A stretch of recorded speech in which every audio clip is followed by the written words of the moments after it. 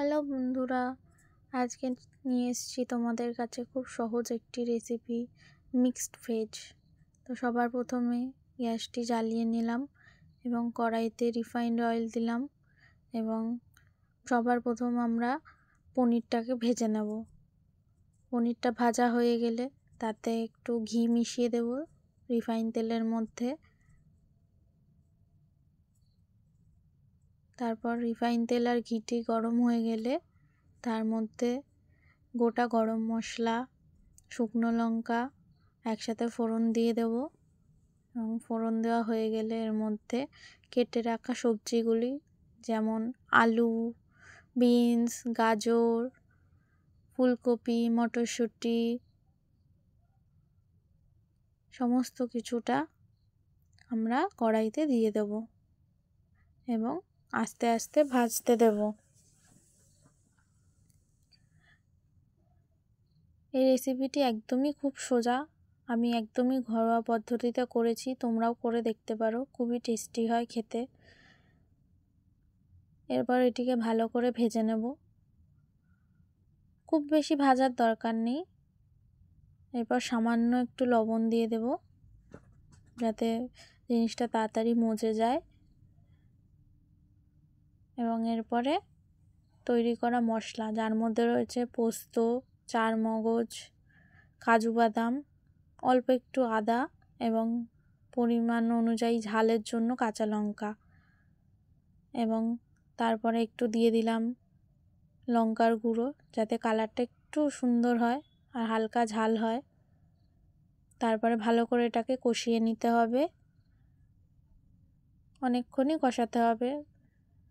কষাতে কষাতে দেখবে তেল ছেড়ে দিয়েছে।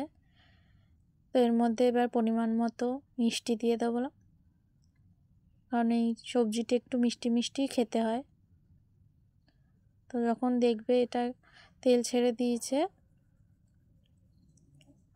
অনেকক্ষণই কষানো হয়েছে, তারপরে এর মধ্যে সেই মিক্সিতে যে পেস্টটি করেছিলাম সেই পেস্টেরই জলটা এতে দিয়ে দিলাম, দিয়ে কিছুক্ষণের জন্য ঢাকনাটা দিয়ে চাপা দিয়ে দিলাম। এরপর ঢাকনা খুলে জিনিসটিকে নাড়িয়ে দেখলাম যে তেল ছেড়ে দিয়েছে, তার মানে রান্না অর্ধেক হয়ে গেছে। এরপর আমরা ভালো করে নাড়িয়ে নেব মিশ্রণটিকে এবং এর মধ্যে পরিমাণ মতো জল দেব। যেরকম গ্রেভি আপনারা রাখতে চান সেরকম অনুযায়ী জল দেবেন। আমি যেরকম রাখতে চাই সেরকম অনুযায়ী জল দিয়েছি এখানে, এবং ভালো করে নাড়তে হবে জিনিসটাকে।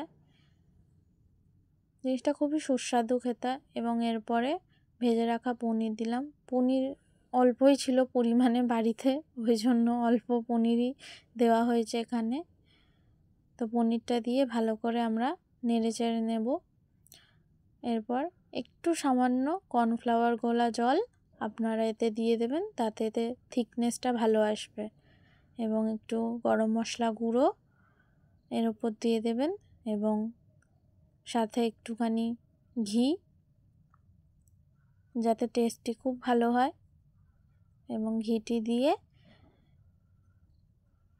এটিকে ভালো করে নেড়ে চেড়ে কিছুক্ষণের জন্য চাপা দিয়ে রেখে দিলেই তৈরি আমাদের মিক্সড ভেজ। এটি আপনারা যে কোনো রুটি, নান, পরোটা, লুচি যে কোনো জিনিসের সাথে অনায়াসে খেতে